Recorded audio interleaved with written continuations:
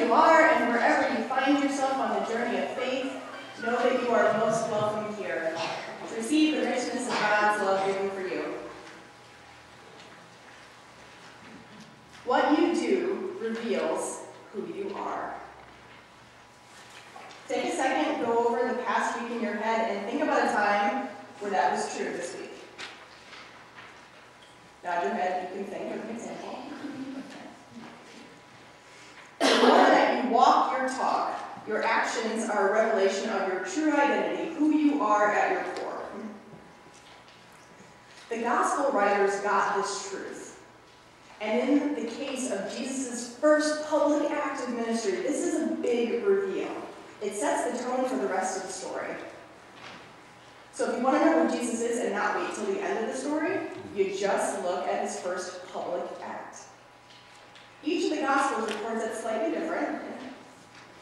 Each of it answers the question, who is this Jesus anyway? In Matthew, it's the Sermon on the Mount, so Jesus is this teacher extraordinaire. In Luke, he was a preacher and advocate for the poor and the nobodies. In John, he did this sign of abundance.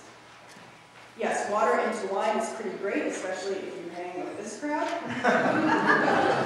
But the main issue of 6 jars holding 30 gallons of wine each filled to the brim with the best wine, where you least expect it, is a sign of abundance. And Mark, what do we get? An exorcism. So what does that reveal about Jesus, and why in the world does it even make a difference? We would do well to remember that when Mark's gospel starts, it is in the wilderness, and then the heavens are ripped open. So who is Jesus? He's a boundary breaker, which an exorcism confirms 1,000 times over. Jesus reveals a boundary-breaking God, and we will see this all over Mark in the next year. Each and every boundary that we try to put into place or we think is firmly in place, God bursts through. Political, social, religious, racial, sexual, gender, cosmic, and even if we're honest, the final boundary that we think is beyond God's ability to shatter, death.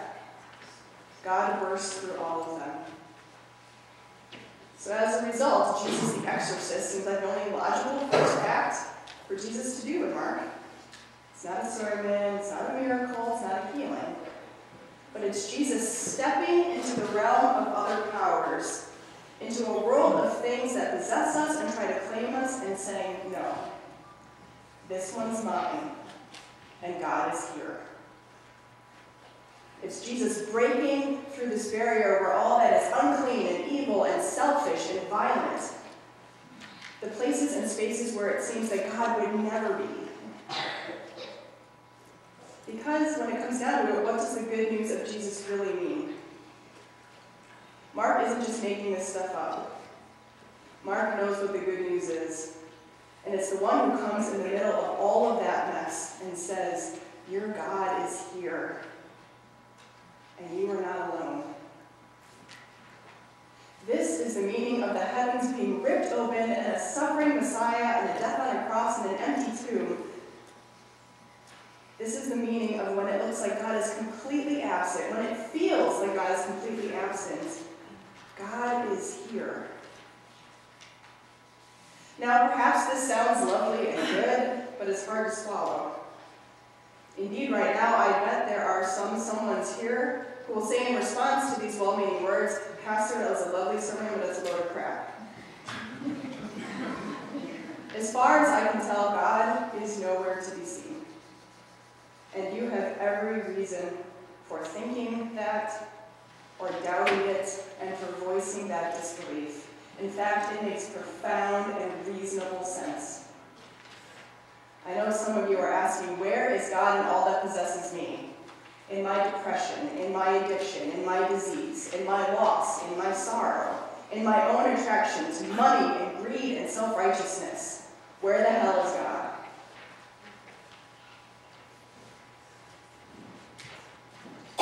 This gospel story is not underplaying some of the very serious parts of all of those struggles, or to suggest that with just the right prayer or enough faith that they will vanish. Rather, of this story is to promise us that God does not want these things for us or for the church. And at its best, this is a place where we gather in Christ's name to support each other and escaping the hold these things have on us, so that we can grow as individuals and a community, as people blessed to be a blessing, imperfect as we are. This is a place where we come back week after week, year after year, to hear the same and maybe only promise that makes a difference. Your God is with you. Your God is with you. Your God is with you. Maybe that's all I can say this morning. That it's okay to struggle with disbelief that God would actually be present in the parts of you that are so broken and so messy and so hurting that you can't even imagine God would touch it with a 10-foot pole. Maybe that's all I can say this morning, that it's okay to doubt that the disappointment and despair that you experience is real and it is valid. And I can stand here and tell you I know what you're thinking about all this and wondering if it's really true, because I think and say those same things too. And in here we tell the truth.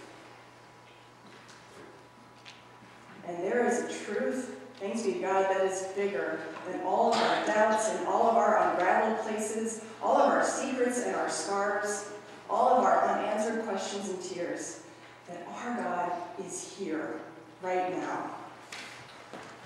God is with us here. God is with us in the music. God is with us at the table. God is with us in the readings. God is with us in the empty bowls. God is with all of us in each other. God is still here in the world, but more importantly in our worlds, working to free us from the things that enslave us and rob us of our freedom. And that God is using us to continue God's work, to bring healing and hope to a world who needs it so much.